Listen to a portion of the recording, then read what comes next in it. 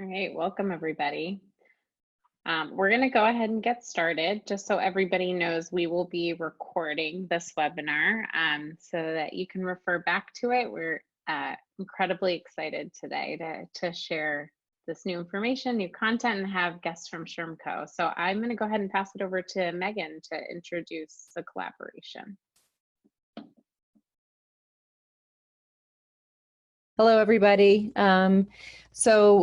are really delighted to be collaborating with SHRMCO today. One of the things we take great pride in at Education Elements is that we're a learning organization. We feel like it's really important in the work that we do with school districts. As we work with school districts to solve their biggest challenges and help them build capacity so that they can handle unanticipated challenges in the future. We're always looking to learn from people who have different experiences, and we get really inspired by kind of a wide array of people who are doing different things and have expertise in areas that align with the work that we do. So for that reason, we're really happy to spend some time today with SHRMCO and learn from the work that they have done in community engagement.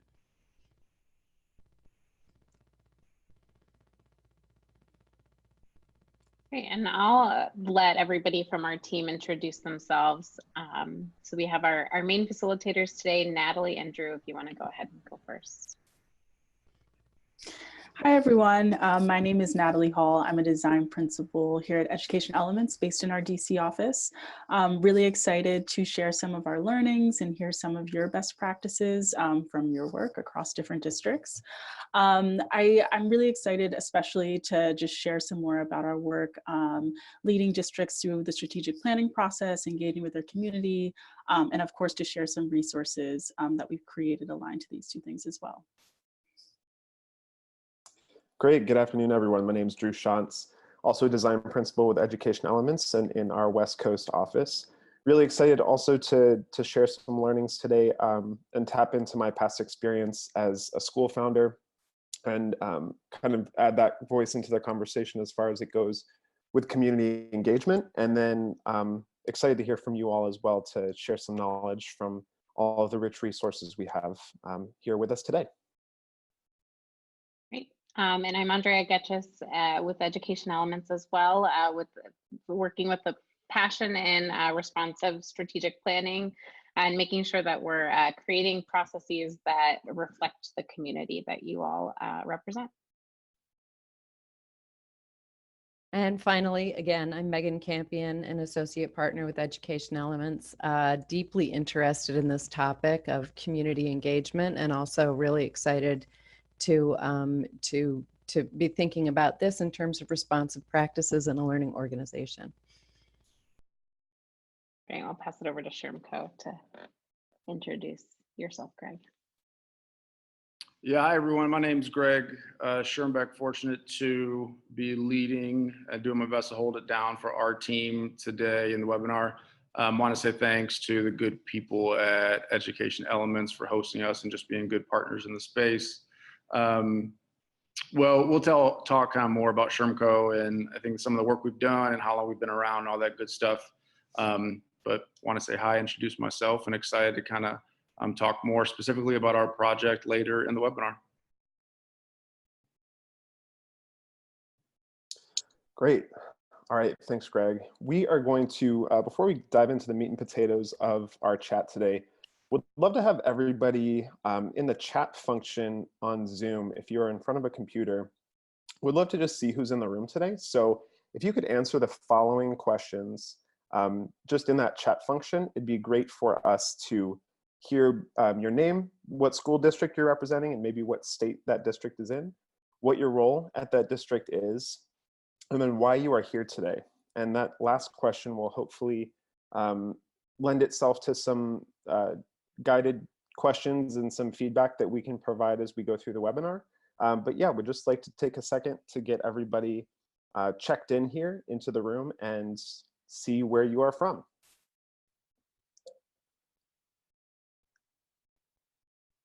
Thanks, Tim, for checking in. Yeah. And for those of you who aren't familiar with Zoom, it's just on that toolbar in your webinar window, it'll say chat. And you can go ahead and put your answers in there. Thanks, Adam. Scott's here. It looks like we're getting some folks from across the country, so this is great. Minnesota's in the house, Texas, Washington.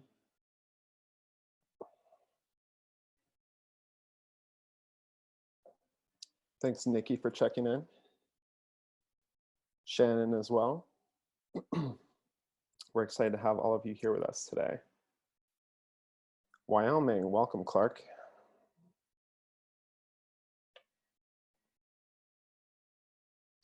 Wonderful. All right, wow, they're really coming in. Great. Well, it looks like we've got a good selection in here. Please feel free throughout the webinar to throw in some questions in either the chat or the Q&A function, just so we can have those available for the end portion of our day, which will be devoted more to questions. But thank you everyone for checking in. We'll go ahead and move on with the rest of our presentation here. So just to lay some groundwork, we're going to spend about 60% of the time between Education Elements and SHRMCO just sharing some best practices and some frameworks for strategic planning and stakeholder engagement. And then the remaining 40% of the time today, we're going to spend answering some questions and sharing some knowledge, both from us and hopefully among some of the folks who are joining in the webinar as well. And we're just going to start with the perspective from Education Elements. We're going to run through a little bit of our theory of action behind strategic planning and community engagement, and some of the work, provide some context around some of the work that we have done to date around strategic planning so far. So ultimately, the question that we want to answer is, how do we write a strategic plan so that it becomes a living and breathing resource, rather than that document that might be sitting up on the shelf for 5 years collecting dust, and then we're waiting for the next window of strategic planning to happen. So we want this resource to be living, breathing, and responsive, which we're going to dive into in depth. You'll be hearing the word responsive a lot. So at Education Elements, we first and foremost believe that our work is student-centered. We know that classrooms that meet the needs of students and cater to their interests and keep those at the forefront are highly successful. And we believe that in order to do this, you need to create an entire ecosystem that is responsive and caters to those needs. We know that leaders, you'll see in that second, so we started with the classrooms in the blue. In the green, we know that leaders need to be confident in leading that innovative kind of change. And then those leaders then form responsive teams that ultimately lead up to organizations that are responsive and hopefully successful as a result. And today we're going to dive into that red section that's highlighted here and call out the specific tool that falls under responsive organizations, which is strategic planning. And we've worked so far with about 1,000 schools, districts, and classrooms over the past 9 years to become more student-centered. And we realized that you can only really make lasting change in classrooms if it's supported by programs, people, and structures. And at whatever level you come in, there's kind of a point of tension if there's not a emphasis on responsive leadership and responsive programs.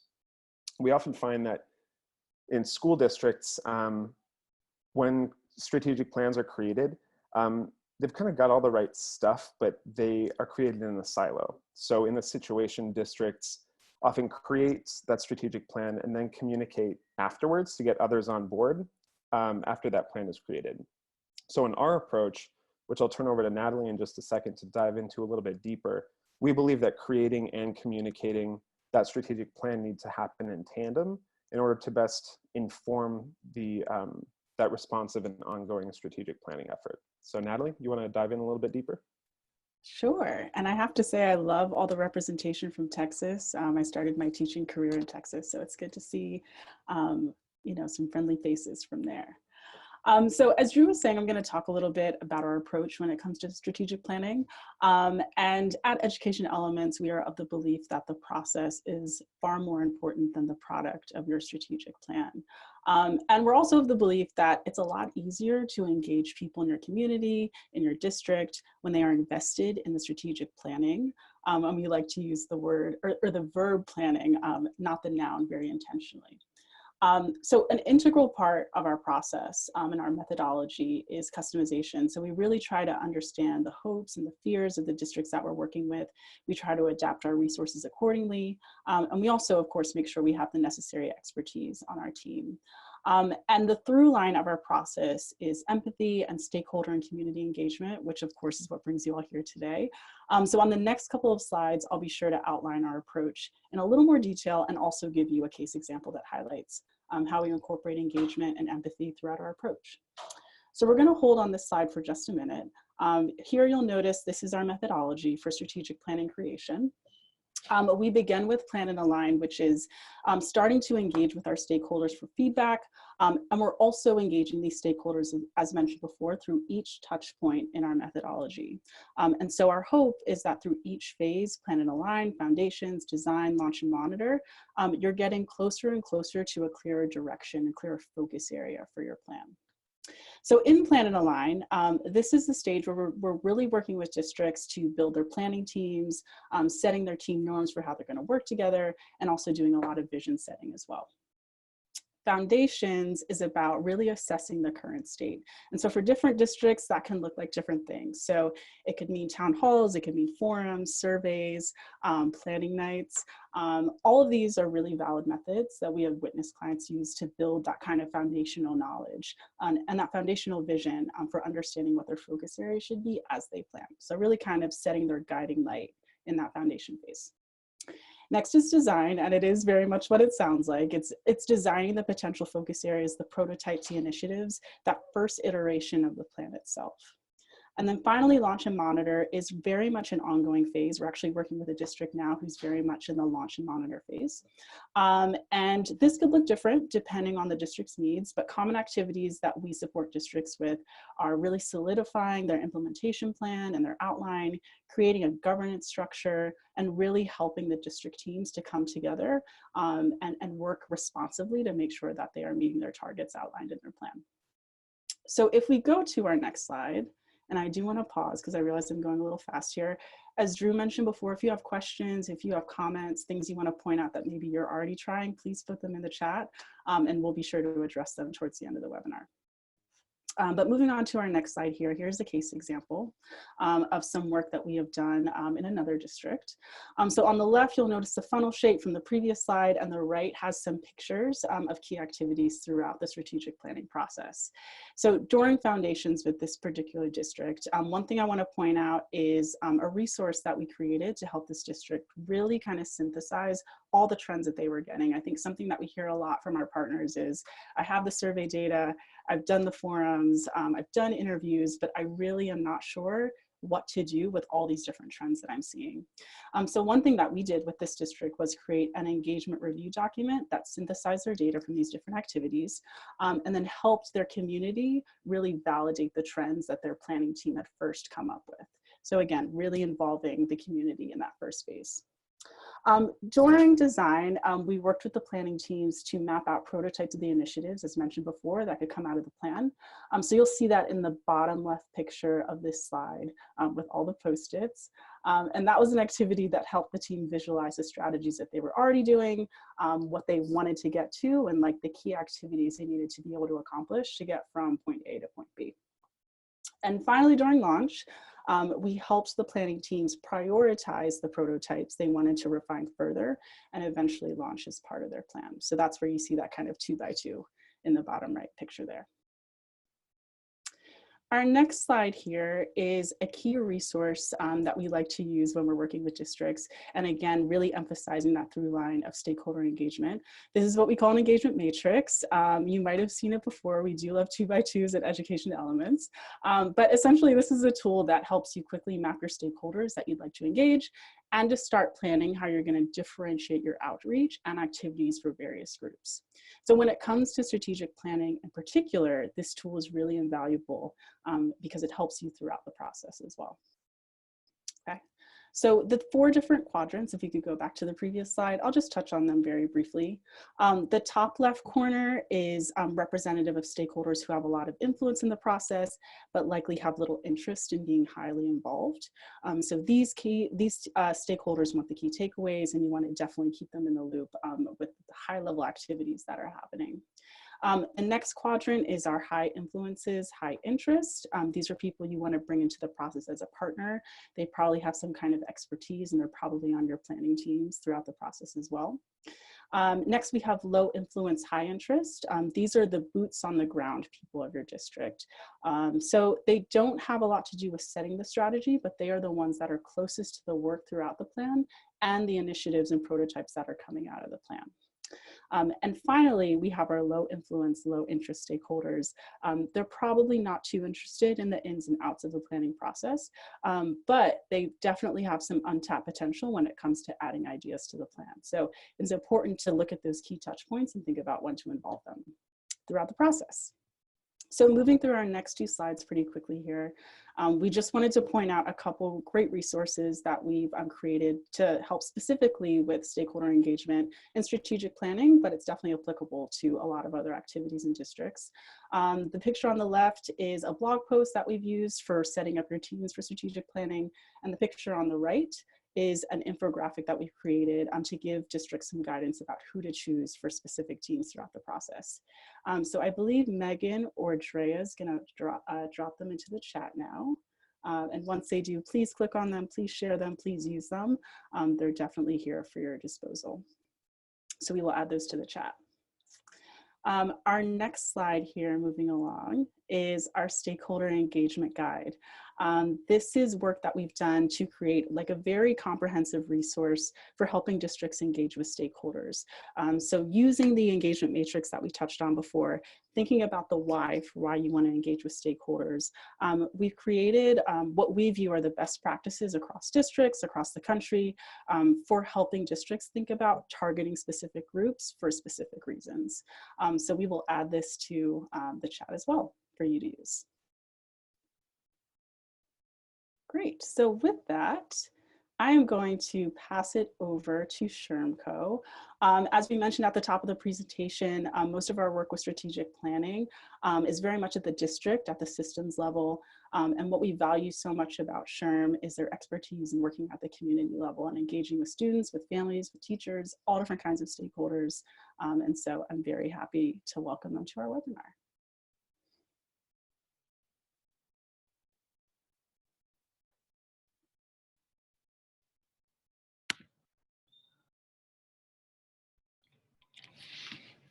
All right. Hi, guys. I know you can't say hi back unless you drop in the chat, but just want to say hello as we get started here. So again, my name is Greg Schirmbeck. Fortunate to be here today to kind of take the lead for SHRMCO, but also in the joint effort here with Ed Elements. So quickly about us, we call ourselves a social impact implementation firm that, that term is more than just words to us, but we really built our organization over the past 5 years around not only consulting and analyzing with data and key strategies in this education space, but also thinking about the capacity and the implementation of doing the work that needs to be done at the same time. And so a lot of what we'll talk about from our model is based around the implementation of kind of key strategies and analysis and some of the results we've gotten along the way as well. In particular with the family kind of engagement and empowerment project we'll talk a lot about today, but through some other ones. Just for context, we have a team of about 6. We're based in Charlotte, North Carolina, but have served communities which we define as schools, districts or charter, foundations, and large nonprofits. In 13 states and about 30 different organizations since we launched. So excited to be here to kind of partner and share our learnings with you all and Education Elements as well.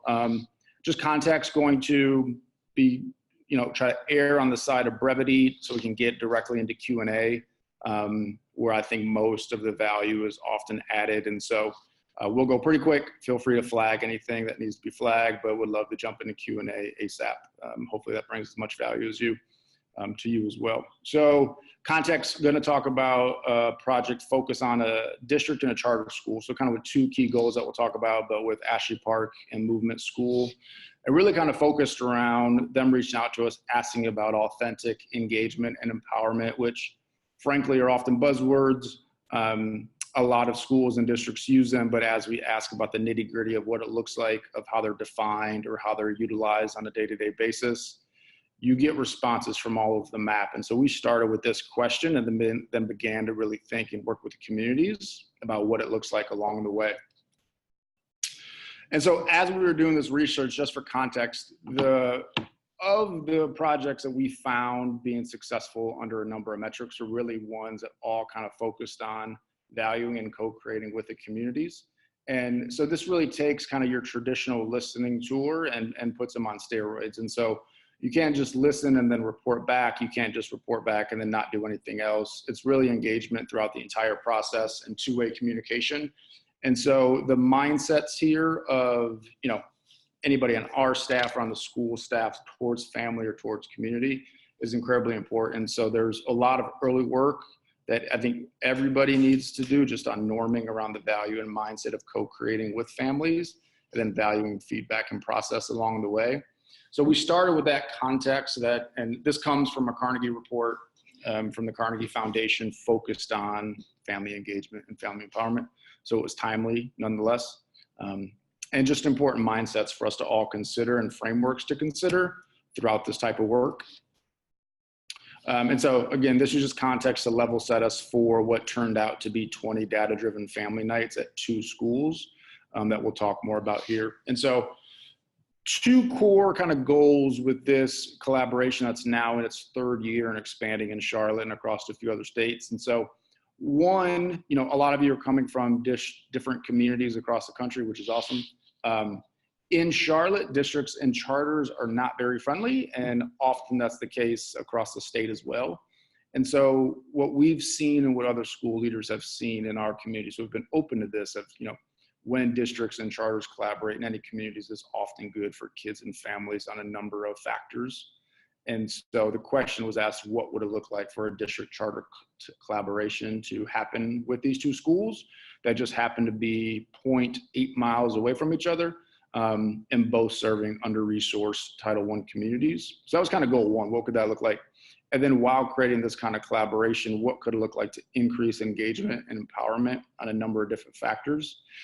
And the measurement here, we can talk for probably 6 hours about how to measure and think about engagement and empowerment, but we broke up engagement and empowerment through working with the communities about how to define them. And we have a few key factors along the way as well. So quickly, just the process of the 4 kind of core steps we take: a lot of internal auditing with the schools, understanding their best practices of what they're currently doing, collecting best practices from across the country. We always think a lot about data usage and creating and testing, whether it's a strategic plan or something more specific to this around family engagement or empowerment. So what can we test in 30 days, 60 days, 90 days to say this could be a viable direction to go to serve the community, or this is actually a bad idea, we should not do it, and we should also not wait until 9 months later to try it. And so it's always something we establish within our partnerships. And then again, the core focus of implementing. So what are we actually helping the partners do and implement to ensure they're rightfully engaging the communities that they're hoping to serve? And so we kind of take that framework through all of the scopes of our work. So specifically, here's what we did with the context of Ashley Park and Movement. And so number 1, this took about 4 months, setting up focus groups and pre-surveys. So how do we survey all 912 families total at both schools? And so, we set up a lot of different things around telling families pre-surveys were coming out, asking families to block out time on their calendars to return surveys, and then just smaller things around tactics, strategizing with the specific teachers, and small incentives we could offer around pizza party and data collection.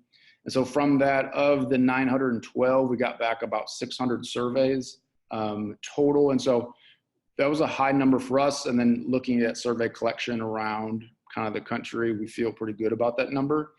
From those pre-surveys, we were then able to kind of hold a month of focus groups. And so 2 focus groups per each school to say, hey, you know, here is the feedback we got from pre-surveys. Here's what we think the trends are. Show those data to families that were able to come to focus groups, and then just use that opportunity as a deeper dive.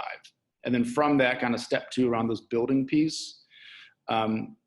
The general census from these focus groups and pre-surveys were that families want to be more engaged and supported by the school, but they've never been really asked how or helped with. And so from there, as we kind of work through the details, really look like how could the school serve as a nexus of resources to the entire family. So mom, dad, aunt, uncle, grandma, and grandpa, as well as serving the child academically as all schools are stated to do. So we built out committees, and then what we did was use the data from these pre-surveys to build out monthly family nights, which we'll talk about here specifically in a moment. And then throughout those family nights, we use the exit tickets that families were filling out at the end of those family nights, school-based data from what families were looking at and what schools were teaching each month around curriculum, but also just behavior as well. And then kind of roll up all that data at the beginning of each month and then leverage it to plan the actual family nights at the end of each month. So we kind of use that process every month throughout the past 3 years and made tweaks, of course, along the way to do it. So what did family nights look like? So for instance, we had 20 last year, 10 at each school, similar this year as well. And so a big focus, let's say, for instance, has been financial literacy and housing. And so one core focus and one themed family night would be around financial literacy. And so we partnered with a few nonprofits that my team kind of helped shepherd. We had a guest speaker around financial literacy. We had credit counseling breakout sessions for families after the kind of guest speaker.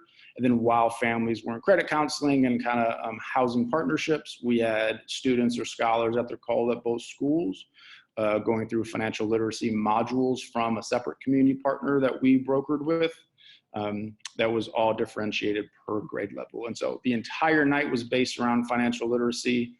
Families are offered a full dinner to go as they leave. And we also partner with Lyft to ensure that families can be picked up doorstep to doorstep from their door to the school and back, that we could all broker through our team. And so just capacity and scale wise, looking at the sign-ins, I know a lot of you are leaders in your district.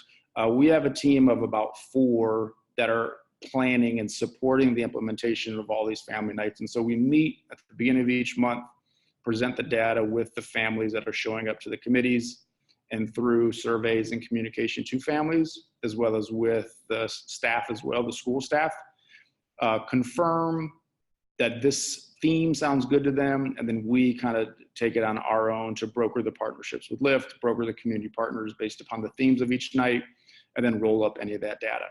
It changes, of course, and so there's some more academic driven where the school takes on more leadership with breaking down school-based data that we may not have access to. But we take that month by month, but really do our best as a team to make sure we're not adding any work to the partners that we're serving. Because like in North Carolina, many of you are serving teachers and staff that are, unfortunately underpaid. So here's what we think are differentiators in the way we think about kind of family nights, which are a general term. The first one is this professional development collaboration. So my team conducts monthly professional development sessions with both school leaders at the same time. So to build on that collaboration between districts and charters, we also hold the monthly meetings at the beginning of each week with each school's family empowerment committee that we help build, help comprise of teachers, PTA, and additional families. That's happening each month to track the consistent progress of the family nights. We present all the pre-survey data, the monthly survey data, and the exit ticket data each month to the schools, and the schools share the relevant attendance data, academic data, and behavior data they'd like to be addressed at the upcoming family night as well. And then my team can frankly hustle and be external facing in the Charlotte community to extend and broker partnerships with our community partners.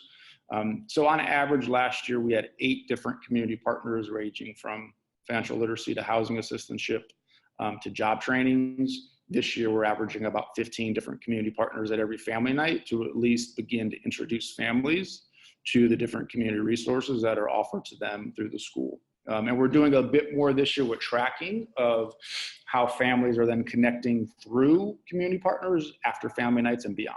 So those are just three of the pillars we think differentiate a little bit. So in terms of results and data, so there's 912 families total at both schools. You can see we had 483, or about a little more than 53% of both schools of families showed up to at least one family night last year. So one thing we know to be true is that attendance is more, or engagement, excuse me, is more than attendance. And so we do our best to adopt the nights, to adopt the time, to provide transportation. But even beyond 53% of families showing up to at least one family night, we're tracking the amount of two-way communication in terms of like families communicating to the school via calls or via emails, and that's been a pretty dramatic increase as well. All these things we think are a high correlation to engagement and empowerment. We asked families why they attend every family night, and last year, rolling up this data, the number one by far was face-to-face time with classroom teacher. And so often I think at family nights, frankly, and just like schools in general, there's a nexus or a thought that families show up to football games or basketball games, but curriculum night they don't show up to. And, you know, it's frankly not been true in our experience. I think the data tells us that, both in showing up and asking families what they want as well. And that's been really important to us to think about as what's important, how to create more time to get access to the teachers. And frankly, without asking teachers to work 12 hours a day as much as they already do. And so it's a fine line between using the data to ensure we're serving families the way in which they're requesting to be served, but also acknowledging some of the challenges we have with teachers not being paid, and also just ask them to do more and more. So that was a really important data point as we asked why. People ask a lot about a silver bullet, and we certainly don't have one, but I think this might be one of the closest things we have. And so a big feedback on the pre-surveys, which we then communicated to families. So families said, you guys aren't giving us enough time to come. You tell us a week ahead of time, I got to get off work, I got to find transportation, I had food, give us more time. And so in the survey, in the letter back home to families, we said, hey, a big piece of feedback was communication. So we as a school are going to do a better job of communicating these nights to you. And so what we agreed upon was kind of this formula that we've tweaked along the way. So we commit the following to every one of these family nights, and that families are ensured that they'll give at least a 10 business day heads up of when the next family night is. This is in addition to kind of the year-long calendar that already goes home, right? So 10 days out, you're getting a notification. What does that notification look like? The first time you hear about it will be a hard copy RSVP that's printed at FedEx, designed from somebody on our staff that looks professional, feels professional, and hopefully feels welcoming and inviting to families. So that's the first, you get that 10 days out from the family night. The next, probably 3 days after that, you get an electronic RSVP. Some of our young baby scholars lose their RSVP in their book bag, and it's never to be found again. And so we make sure they get an electronic RSVP going home as well. And then in addition to that, they get 3 additional touch points leading up to the day of each family night. So we commit to 5 total touch points, as you can see on the graphic. And I think because of that, right, we've averaged 60 to 65 families and almost 200 people at all of these family nights. And some people, frankly, will push back and say it's overkill. And we say that families deserve to have this information available to them, and they deserve to be communicated to in a way that honors them. And we feel like this communication is substantial and also needed, and something that our team commits to helping the school with as well. So when we do full exit ticket data, just important, 89, 88% of each school, so they'd recommend family nights moving forward, and something that I think, frankly, our funders and our school district have appreciated a lot as well. Just a few additional data points. We're happy about this. 70% of families have said they've either used a skill or a resource back home. And so a lot of the questions we're getting asked now, rightfully so, is, it's great, a whole bunch of people are showing up, but does it matter?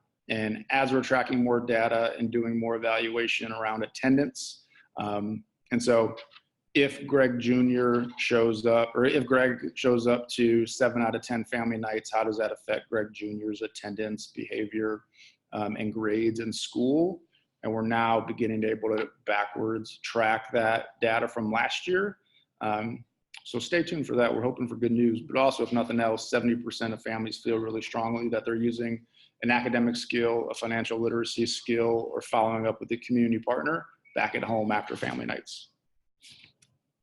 Greg, we have a question in the chat just to see what you mean by 5 points. Does that mean 5 touch points? Oh yeah, sorry, thank you for that. So 5 communication touch points were just 5 communications from the school to the family in regards to inviting them to a family night. And so we'd count an RSVP home as 1 communication touch point. We would count the electronic RSVP that we would share on social media or via email to families as the 2nd communication touch point.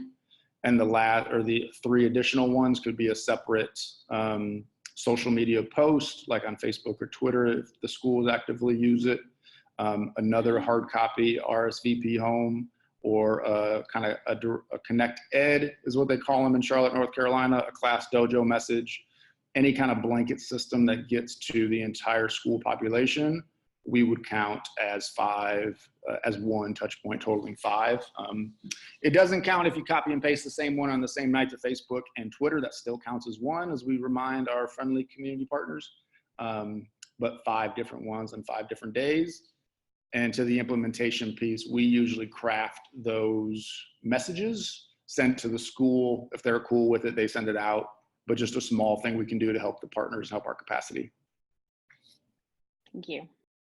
Yeah, thanks for flagging that, Andrea. Toolkit, which I might have been shared in the blog post, but we can share after this. We built a 20-page toolkit and try to open source as many of our resources as possible. And so with that information that we can share with all of you, feel free to use it, feel free to share. A lot of it's kind of logistic focus, but helpful in navigating some of the very specific details that I think helps in engaging community members, but show them that they care, and that this co-creating and co-designing with them throughout the entire process is something that can't be done one-off, but it's a legitimate commitment to the work that needs to be done. Just what's next for us. And so as we collect more data, families are asking for more job trainings and support.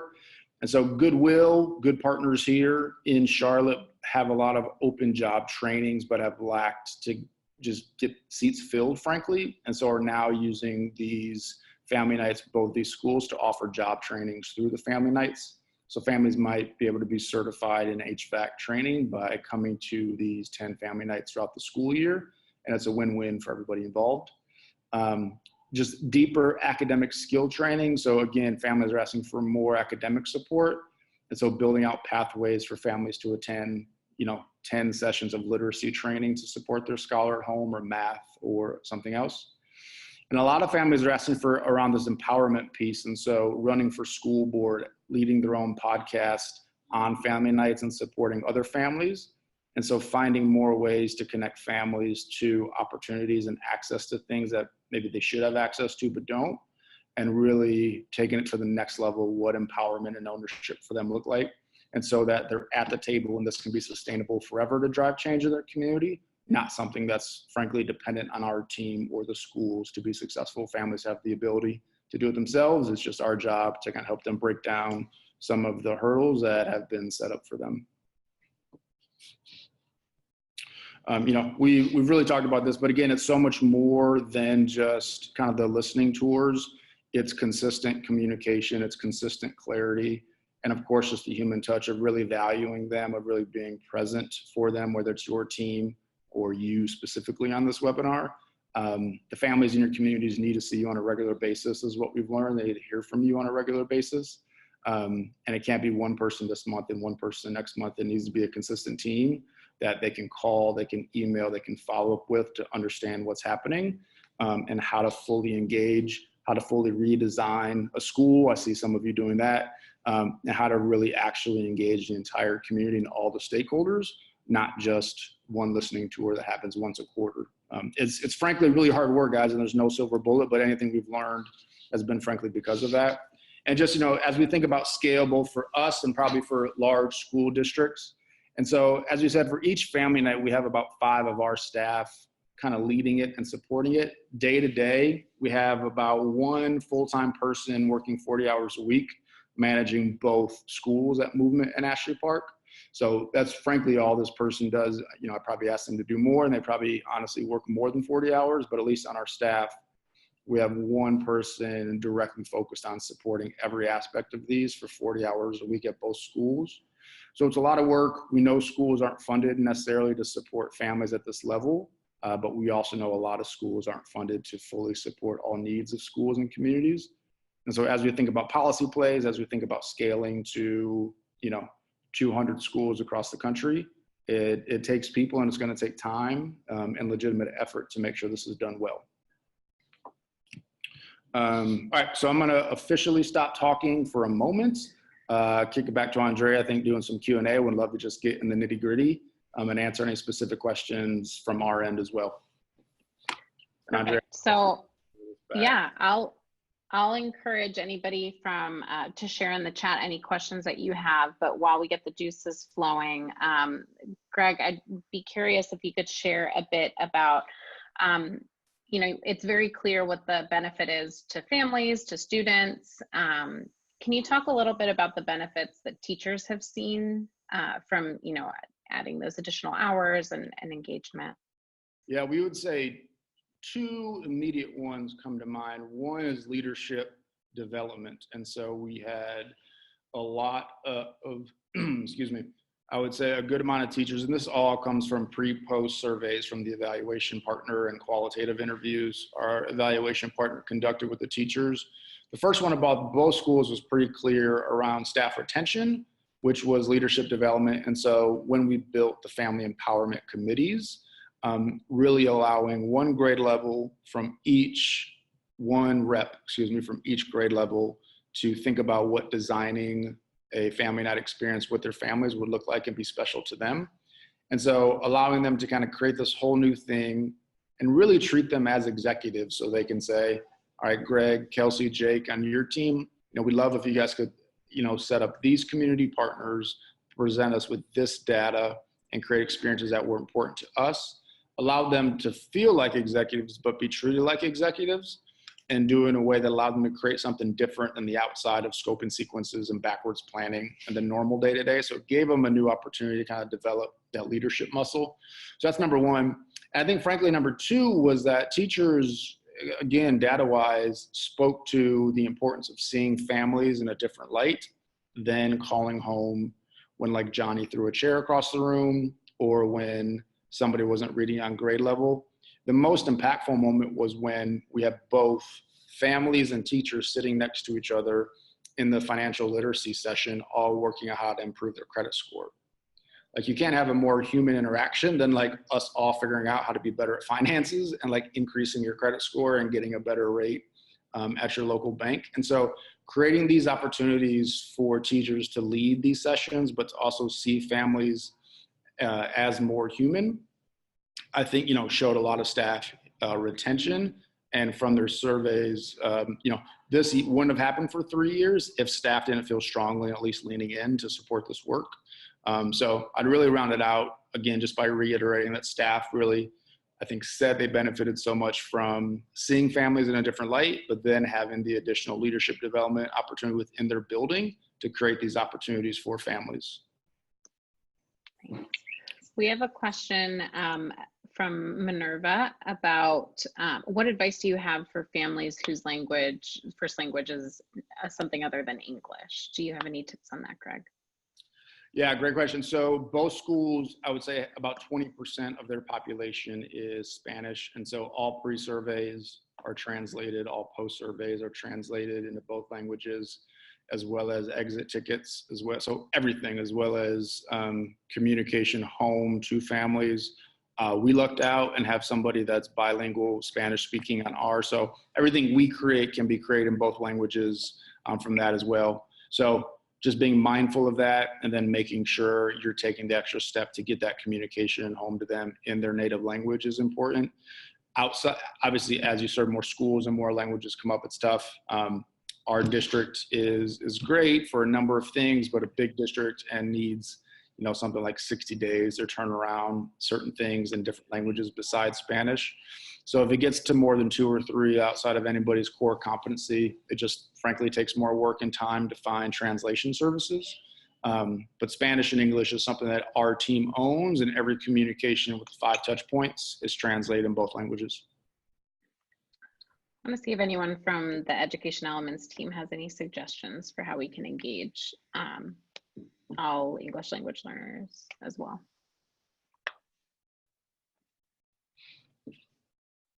Well, I can speak to the large district perspective because during my time over at DC Public Schools, we translated our communications out, I believe, in 6 or 7 different languages. So I think just building in that time, like Greg said, to make sure that those resources have the ability to be translated well enough in advance and is really important. And that kind of comes from planning those touch points or those communications far enough in advance so you can have those ready to go in the moment rather than realizing that you need a resource and then scrambling to get that translated at the last minute. So some pre-planning and forward thinking on your entire communication strategy can help with in that regard, especially when you're dealing with multiple languages.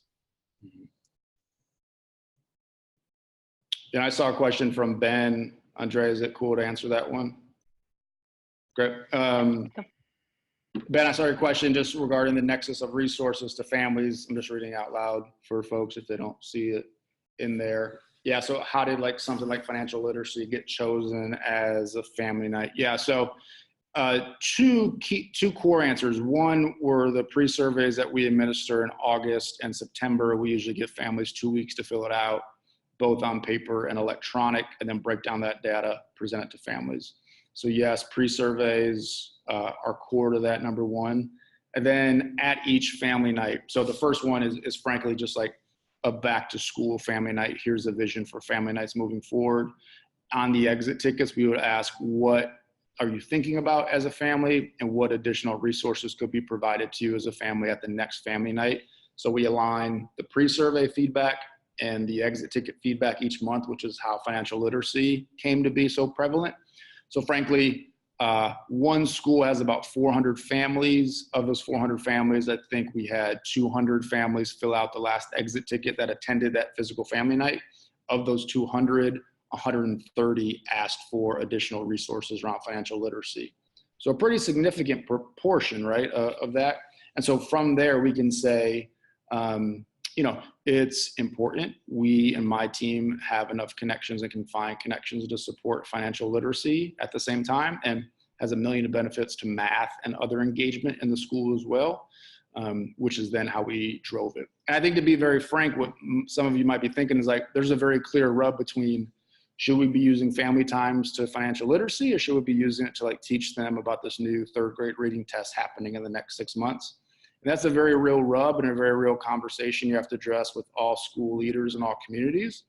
But we felt really strongly that if you're responding to families and the needs of families, let's say around financial literacy, when and as the 3rd grade test is coming up, you have a much easier conversation and connection point with families than just a one-way communication about telling them what's important, but really listening carefully to what they care about and responding to it in that way. So it's a very real rub. It wasn't as smooth as it sounds, but that engagement and listening to data and caring for families, I think, is what allowed us and what has continued to allow us to be successful.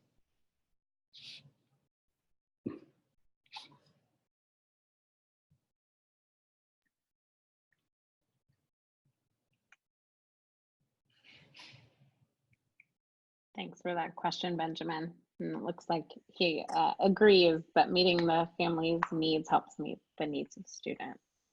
Yeah, I would just on that. If you guys get pushback, right, or a lot of you are probably in position, but if families are underemployed, or not working, then they're working 2 or 3 extra jobs, or don't have the financial the financial means, or just the extra time to tutor the kids at home or get them to after school programs or anything else. So again, somebody could make a logical argument that it's not at the needs of the school, but I think if schools are really going to think about what the next frontier of education looks like, and they can do it with community partners or by themselves, they should really be thinking holistically about how to support the entire family when the opportunities present themselves.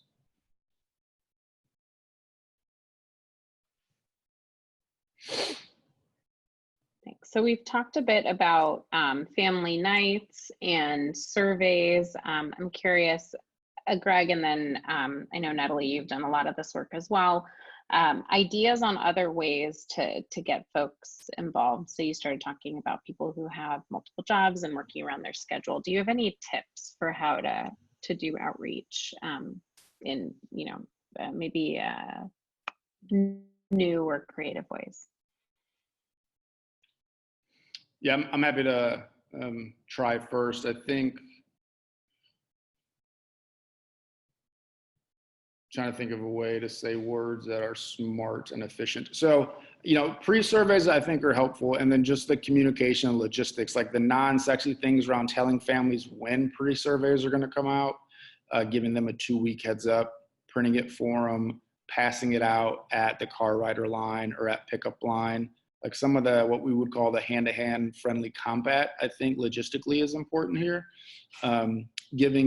Giving them the paper option, the electronic option to fill out, but then just additional opportunities to fill out as well is important. So there's tech platforms, there's ClassDojo, there's Parent Square, right? There's a number of tech platforms that can be sent out. But if there's not kind of care and trust built in, frankly, it doesn't, those things only go so far. So I think tech and translation, all those things can be used well. But some of the old school stuff works at the same time with kind of that human element built in.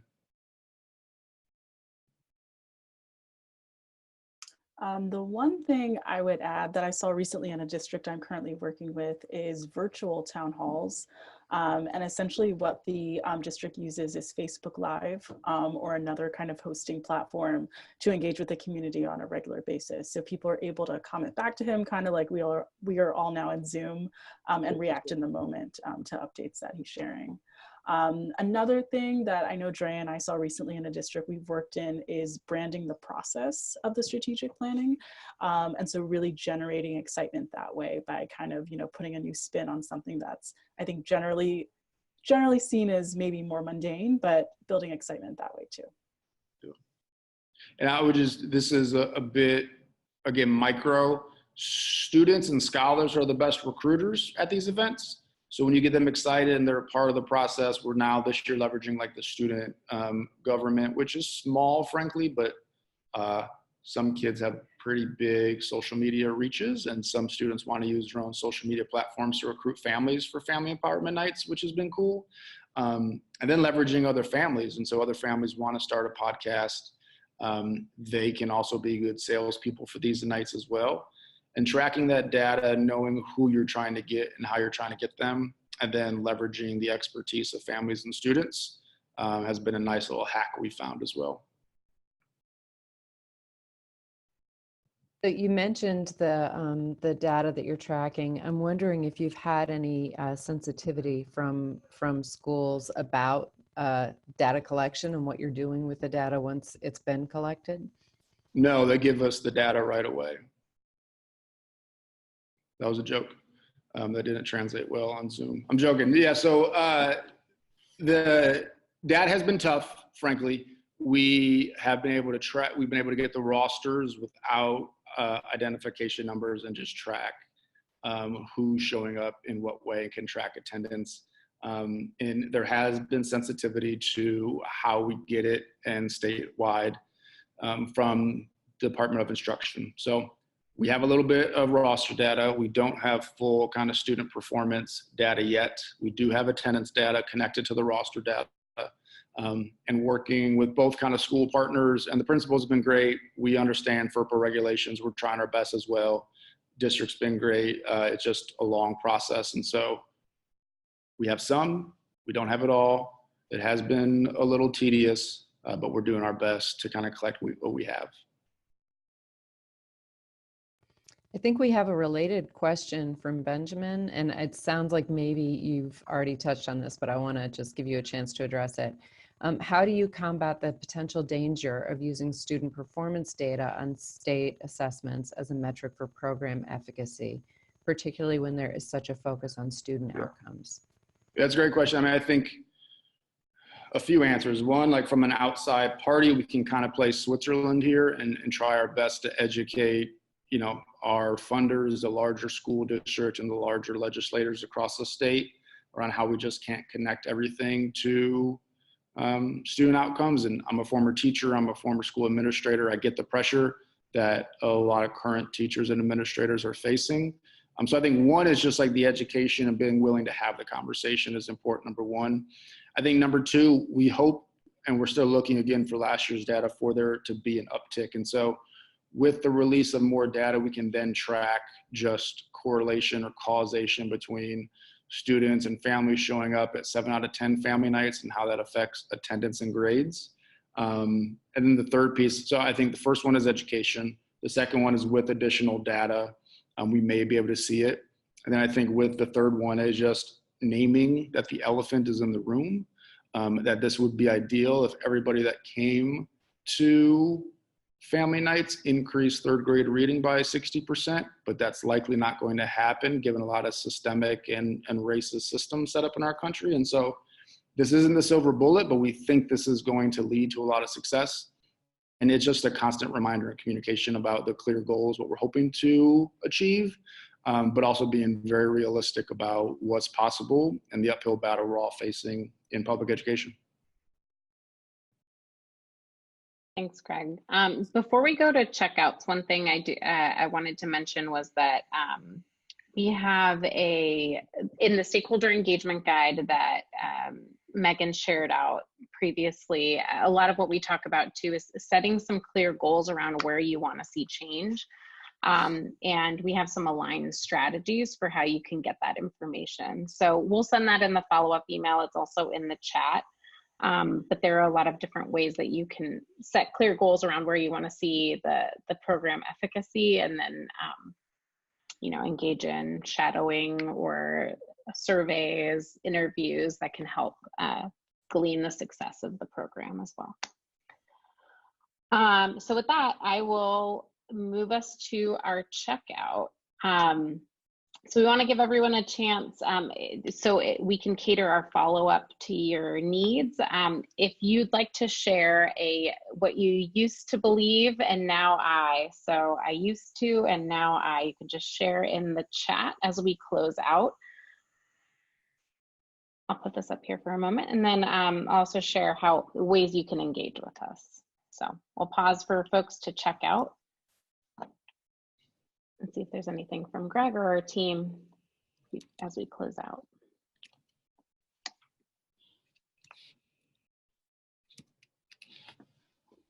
I'll just getting some love to Benjamin and Minerva for all the great questions. Appreciate the engagement.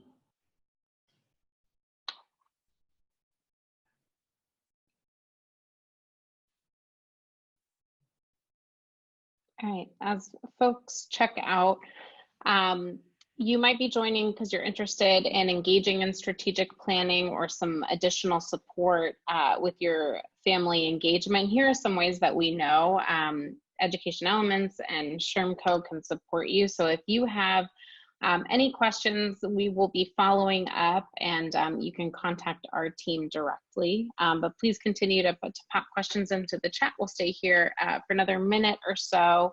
But thank you all for taking time out of your very busy days. We appreciate it.